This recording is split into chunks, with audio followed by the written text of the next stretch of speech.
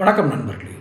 2024ஆம் ஆண்டு ஆம்ஸ்ட்ராங் கொலை வழக்கு, அதாவது பகுஜன் சமாஜ் கட்சியினுடைய தமிழ்நாடு தலைவராக இருந்த ஆம்ஸ்ட்ராங், அந்த கொலை வழக்கு, அந்த வழக்கு இப்போ நீதிமன்றத்தில் இருக்கிறதுனால அதை பற்றி நான் அந்த வழக்கை பற்றி பேசலை. இதில் இந்த தமிழக அரசு எப்படி நடந்து கொண்டது என்பதைத்தான் நான் இங்கே குறிப்பிட விரும்புகிறேன். கொலை நடந்தது 2024.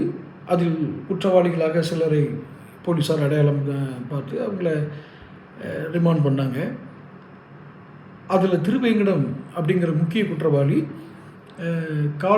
ஒரு நாள் காலையில் 4 மணிக்கு அவர் துப்பாக்கியை பதுக்கி வைத்திருந்த இடம், அந்த இடத்த காமிக்கிறேன்னு சொன்னார் அப்படின்னு போலீஸ் எல்லாம் அவரை கூட்டிகிட்டு போயிருக்காங்க. அதிகாலை 4 மணிக்கு அது போலீஸ் கஸ்டடியில் இருக்கும்போது, ஏன்னா அவங்க நீதிமன்றத்தில் கேட்டு தான் அந்த கஸ்டடி வாங்குறாங்க.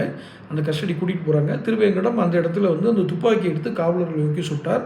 பதிலுக்கு நாங்கள் சுட்டோம், அவர் இறந்து போயிட்டாருன்னு சொல்லி போலீஸோட அறிக்கை சொல்லுது. இங்கே இந்த இடத்துல தான் ஒரு சின்ன நெருடல் இருக்கிறது. என்னென்னா, கொலை செய்யப்பட்டது அருவாள், கத்தி என்ற போன்ற ஆயுதங்களால் அவர் வெட்டி கொலை செய்யப்பட்டார் அப்படிங்கிறது தான் நாம் அறிந்த செய்தி. அது போலீஸ் ரிப்போர்ட்டில் எப்படி இருக்குங்கிறது இது வேறு. ஆனால் அங்கே துப்பாக்கி பயன்படுத்தியதாக எந்த ஒரு தகவலும் இல்லை. ஆனால் அங்கே திருவேங்கடம் துப்பாக்கியை காட்டுறதுக்காக கூட்டிகிட்டு போனாருன்னு சொல்லி போலீஸ் சொல்லுது. இதுவே ஒரு சின்ன முரண்பாடு தெரிகிறது.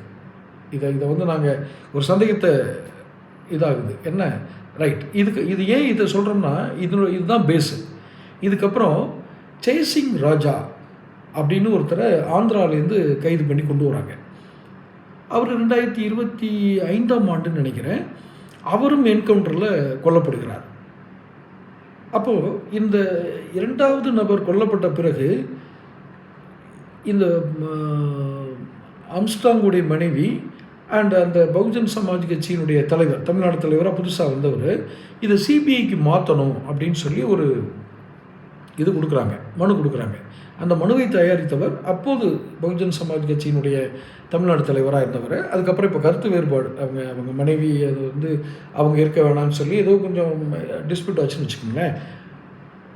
ஆனால் சிபிஐ இந்த வழக்கை விசாரிக்கக்கூடாதுன்னு தமிழக அரசு பல லட்சம் ரூபாய் மக்கள் வரி பணத்தை செலவழித்து வழக்கறிஞர்களை நியமித்து சுப்ரீம் கோர்ட்டில் போய் தடை ஆணை வாங்குகிறாங்க. இந்த இடம்தான் இந்த அரசாங்கத்தை நாம் சற்று சந்தேகிக்க வைக்கிறது. ஒரு சிபிஐ விசாரணை நடக்குதுன்னா ரொம்ப சந்தோஷம், எங்கள் வேலை பொருள் குறைஞ்சது, நீங்களே விசாரிச்சுக்கங்கன்னு சொல்லிட்டு போயிடலாமே. அப்போ தமிழகத்தினுடைய 2 முக்கிய அரசியல் புள்ளிகள், 2 கட்சிகளை சேர்ந்த மிக முக்கிய அரசியல் புள்ளிகள் இதில் சம்பந்தப்பட்டிருக்கிறார்களோ என்ற சந்தேகம்.